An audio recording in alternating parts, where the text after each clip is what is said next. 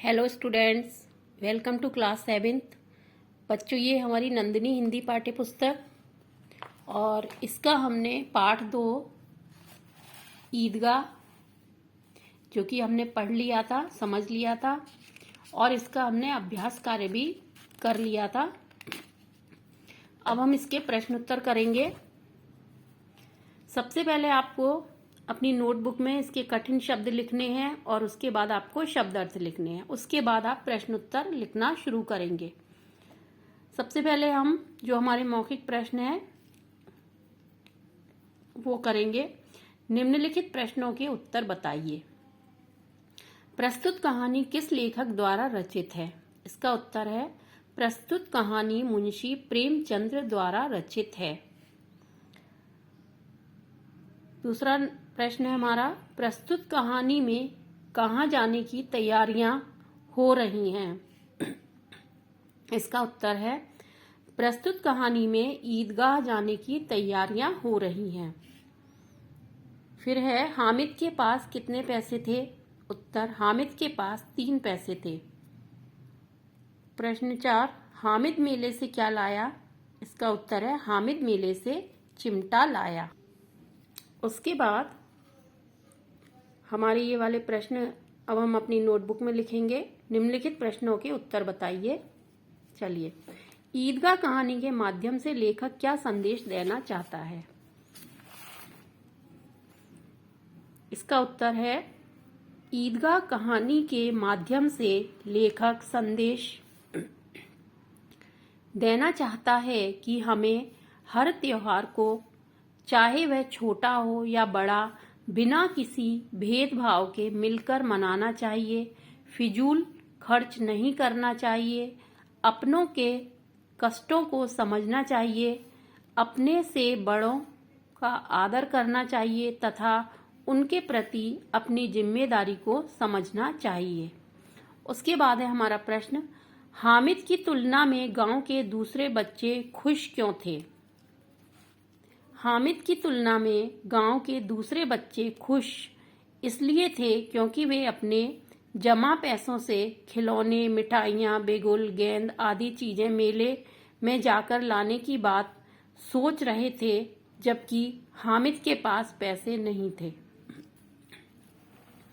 फिर है हमारा प्रश्न, अमीना अपनी कोठरी में बैठी क्यों रो रही थी? उत्तर, अमीना सोच रही थी कि वह हामिद को अकेले ईदगाह कैसे भेजेगी। इतनी दूर वह अकेले कैसे जाएगा और इतनी दूर पैदल चलना पड़ेगा। उसके पास जूते भी नहीं हैं और सबसे बड़ी बात कि उसके पास हामिद को देने के लिए पैसे भी नहीं थे। इसीलिए अमीना अपनी कोठरी में बैठी रो रही थी।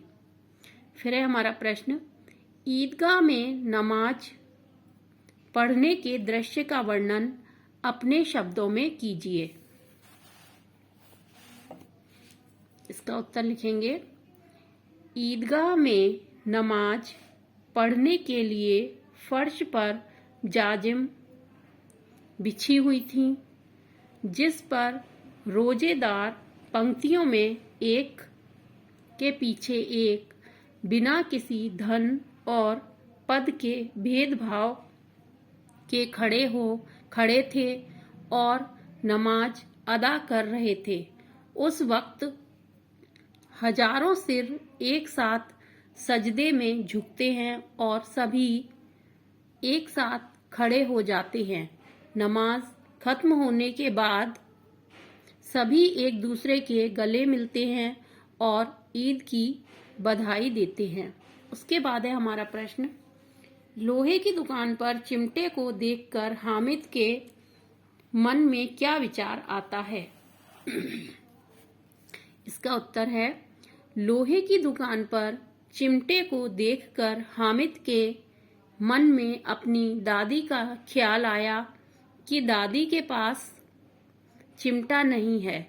जब वह तवे से रोटी उतारती हैं तो उसके हाथ जल जाते हैं। मैं अगर यह चिमटा ले लूं तो दादी खुश हो जाएंगी और उसके हाथ भी नहीं जलेंगे।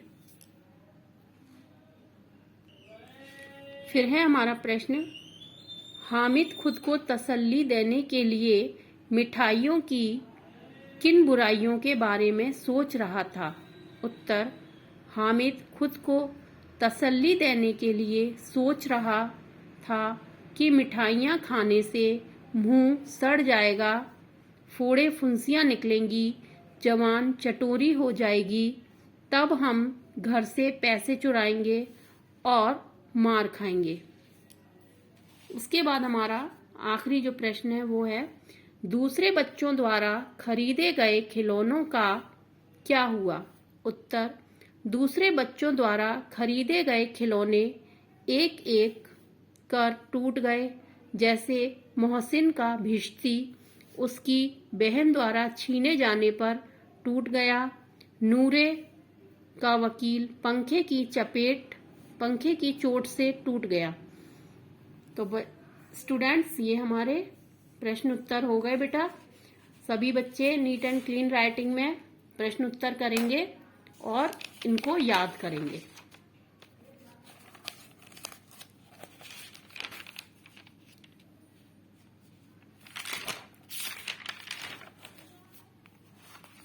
और उसके बाद है हमारा पार्ट 3, एनी बेसेंट। ये बच्चों आपको इसकी रीडिंग करनी है। अब नेक्स्ट हमारी जब ऑनलाइन क्लास होगी तो हम इस पार्ट को पढ़ेंगे और समझेंगे।